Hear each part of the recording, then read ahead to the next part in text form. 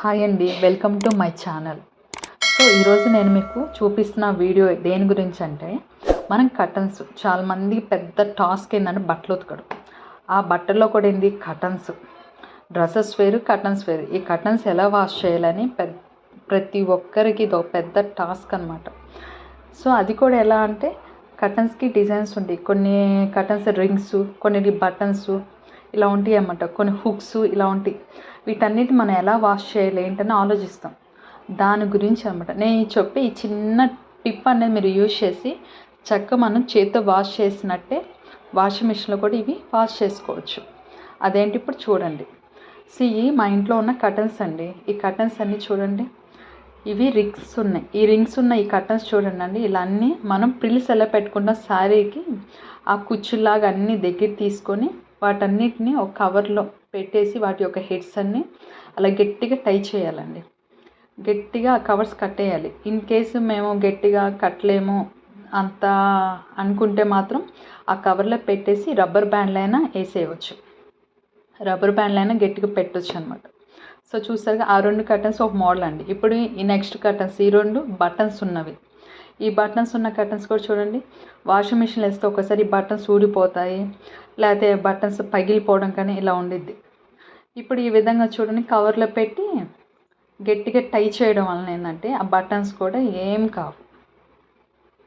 So ఈ విధంగా అన్నమాట కవర్లో పెట్టి టై చేయండి. ఇన్ కేసు కావాలని ముడేసుకోవచ్చు, లేదనుకుంటే రబ్బర్ బ్యాండ్ పెట్టి ఇలా గట్టిగా టై చేయండి.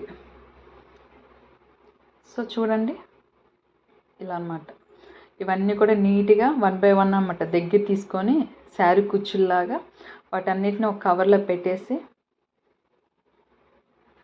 ఆ విధంగా పెట్టేసి గట్టిగా టై చేయాలి. థ్రెడ్స్ కానీ రబ్బర్ బ్యాండ్స్ కానీ లేకపోతే బై హ్యాండ్ ముడైనా వేయండి. ఈ విధంగా చూడండి. ఇలా చేసుకోవడం వల్ల ఏంటంటే చక్కగా వాషింగ్ మిషన్లో వేస్తే ఎలాంటి డ్యామేజ్ అవ్వదు. అలాగే నేను చెప్పే చిన్న టిప్ కూడా ఒకటి ఉంది, చేతితో వాష్ చేసినట్టు శుభ్రంగా ఎలా వాష్ చేయాలని. అది కూడా ఇప్పుడు చెప్తాను చూడండి. వాషింగ్ మిషన్లో వేసినాక చూసారుగా 4 అండి. ఇప్పుడు డోర్ ఓపెన్ చేశానండి. వాషింగ్ మిషన్ డోర్ ఓపెన్ చేసి అవన్నీ కర్టన్స్ లోపల పెట్టేశాను. సో లోపల ఇన్సర్ట్ చేసి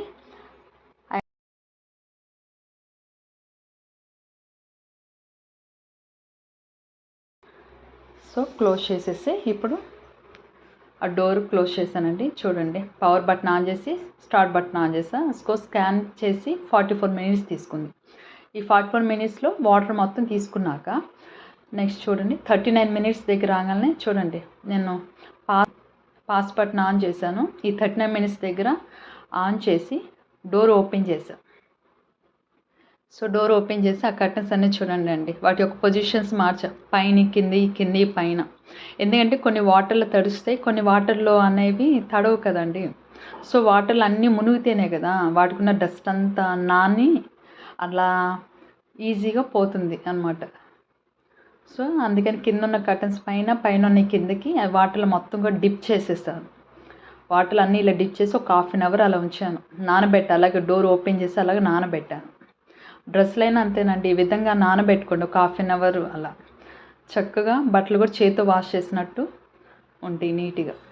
సో చూడండి 1/2 hour అయిపోయింది. నేను డోరు క్లోజ్ చేశాను. సో ఇంకా ఆ పాస్ బటన్ ఆన్ చేశానండి. సో చూడండి బట్టలంతా వాష్ చేయడం అయిపోయింది. ఫార్వర్డ్ చేస్తానండి, బట్టలన్నీ వాష్ అయిపోయినాయి. ఇప్పుడు సైరన్ మోగింది. సైరన్ మోగినప్పుడు కంఫర్ట్ వేసాను. కంఫర్ట్ ఎందుకు? స్మెల్కి. సో మంచి స్మెల్ కోసం కంఫర్ట్ వేసాను. చూడండి బాగా